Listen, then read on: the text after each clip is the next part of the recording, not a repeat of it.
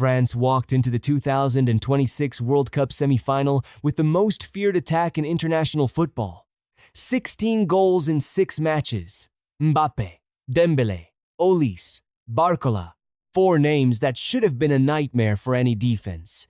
And then they produced an XG of 0.3. 0.3. The lowest expected goals France has recorded in a major tournament knockout match in over 60 years. Let that sink in. The most dangerous attack on the planet, the team that had been terrorizing defenses all tournament, created less than 1/3 of an expected goal against Spain. Mbappe? 0 shots on target. Not a single one. The player who had scored in 10 consecutive World Cup matches just disappeared. This is not a story about football tactics. This is a story about what happens inside the human mind when an unstoppable force meets an immovable wall and shatters. Within 48 hours of that defeat, the French dressing room produced 3 completely different explanations for why they lost. Deschamps blamed the referee.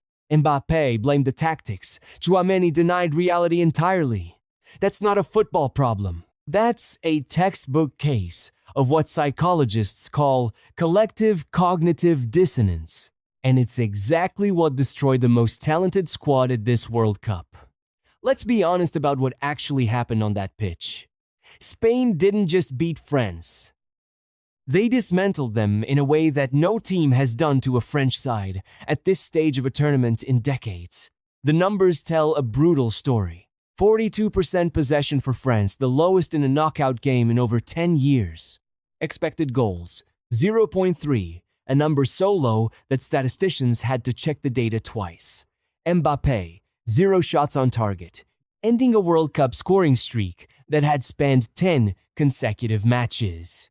But the numbers that really matter are on the other side of the pitch. Pedro Porro, not a name most fans had circled before this match, delivered 12 defensive actions. 12. He neutralized Mbappe on one flank and Barcola on the other. This wasn't a fullback having a good game. This was a tactical execution of the highest order. And then there's Pau Cubarsí, 19 years old, a teenager playing in a World Cup semi-final against the best attack on earth. And he read the game like a veteran of 300 caps. Every French movement, every run, every attempt to find space, Cubarsí was already there, waiting. This wasn't luck. This was Spain doing something to France that France couldn't process in real time. Every time a French player received the ball, he didn't face one Spanish player. He faced 2. Spain created a 2v1 overload on every single French receiver. Not sometimes, not in key moments, every single time. France's midfield 2-man against Spain's 3 wasn't just outnumbered, they were structurally erased from the game. And here's where psychology enters the room.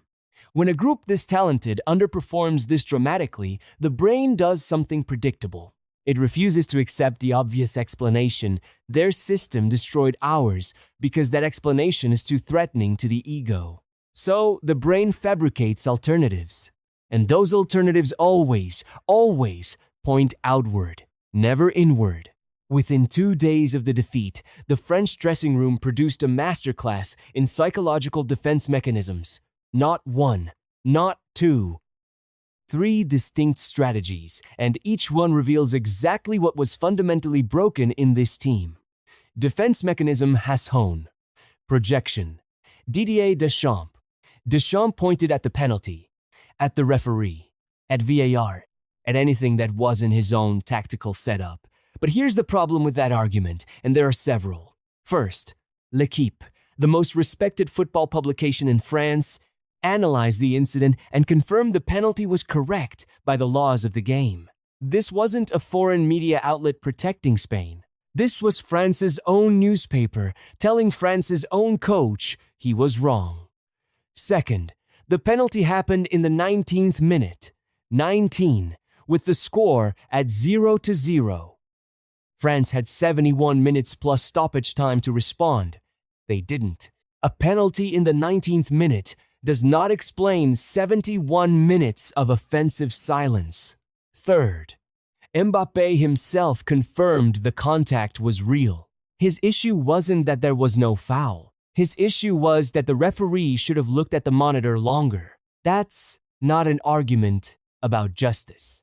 That's an argument about process, and it's a weak one. In psychology, this is pure projection. You take the emotion you can't bear to feel shame, failure, inadequacy, and you attach it to someone else. I didn't fail. The referee failed. The more fragile the ego, the more aggressive the projection. Deschamps spent 14 years building a legacy. This semi-final was supposed to be his crowning achievement. To admit that Spain outmaneuvered him tactically, that a 19-year-old defender and an unfancied right-back dismantled his system, would mean admitting his era was over. The brain won't allow that. So, the referee becomes the villain. Defense mechanism #2. Displacement. Kylian Mbappe. Mbappe didn't blame the referee. He blamed his own coach.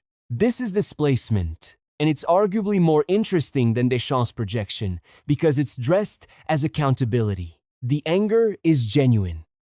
This is a player who knows, deep down, that his talent was wasted in this system. 0 shots on target, a 10-match World Cup scoring streak gone. He was marked out of the game by Pedro Porro and strangled by Spain's 2v1 overloads. But notice what Mbappe doesn't say. He doesn't say, I wasn't good enough today. He doesn't say, Porro outplayed me. He redirects the blame upward at the system, at the man who designed the system. The tactics failed me. That's still an outward redirect. It sounds like accountability. It looks like accountability. But authentic accountability starts with I. And Mbappe couldn't say it. Defense mechanism #3. Denial. Aurelien Tchouaméni. And then there's Tchouaméni, the midfielder who was part of a two-man setup that got systematically destroyed by Spain's 3, supported by Rodri, who played the kind of cerebral game that made you understand why some call him the most intelligent midfielder in world football.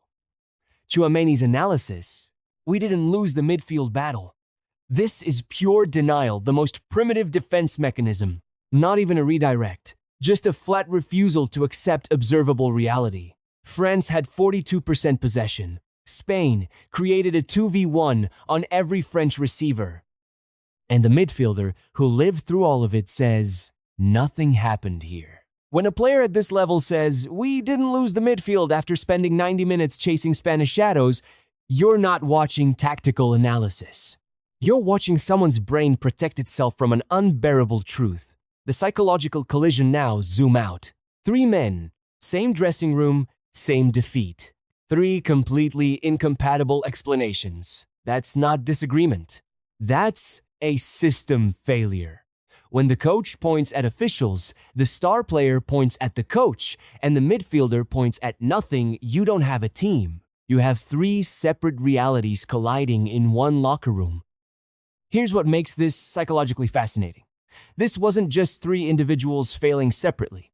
This was a collective collapse of what sports psychologists call shared mental models, the unspoken, synchronized understanding that allows 11 players to function as one organism.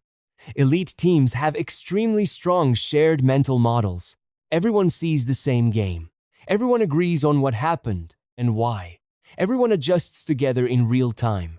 France's shared mental model didn't just crack. It had already disintegrated before the first whistle. The proof is in what happened on the pitch in real time. Spain played 3 midfielders against France's 2. Rodri orchestrated everything, breaking up French attacks, distributing with precision, reading the game 2 steps ahead. While France scrambled, Rodri calculated. This wasn't just physical dominance. This was a cognitive mismatch. Spain created a 2v1 overload every single time a French player received the ball. Everyone in the stadium could see this pattern. Everyone except, apparently, the French coaching staff. No adjustment came. No tactical response. Deschamps stood on the sideline and watched his midfield drown for 90 minutes. Why? Because adjusting would mean admitting the original plan was wrong. And when your psychological defense mechanism is projection, when you've already decided the referee is the problem, there's no motivation to fix anything. Why adjust tactics if the problem is the official? That's the trap France walked into. Their psychological response to pressure didn't just affect their press conference answers. It affected their decisions on the pitch, in real time. While the game was still winnable, compare this to Spain. Here's what their coach, Luis de la Fuente, said after the match. They are a team, and when they play like a team, they're unbeatable. That's not a tactical insight. That's a psychological statement. Spain didn't win because they had better individual players. They didn't. France had the bigger names. France had the higher market value. France had Mbappe. Spain had a 19-year-old center back who plays like he's 35. A right back most casual fans could name, and a system that turned 11 individuals into a single organism.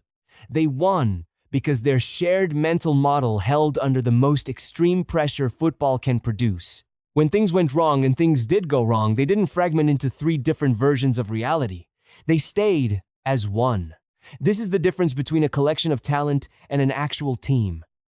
Talent wins you group stages. Psychological cohesion wins you semifinals. The 2026 World Cup didn't just eliminate France. It gave us a masterclass in the one thing that separates champions from contenders and showed us in real time which one actually matters more. Here's the question I'll leave you with. France had the most feared attack at this tournament. Mbappe, Dembélé, Olise, Barcola. Expected goals, 0.3. Shots on target from the world's best player, 0. And 3 men with 3 completely different stories about what happened. Was this a football failure? Or was it a psychological one that simply dressed itself in football clothing? I think the XG tells us everything we need to know. Numbers don't lie. People do, especially to themselves. If you enjoyed this breakdown, subscribe to The Silent Pitch. We don't just show you the goals. We dissect the minds of the players who score them and the minds of the teams that fall apart. What do you think? Was this a tactical failure or a psychological meltdown? Let me know in the comments.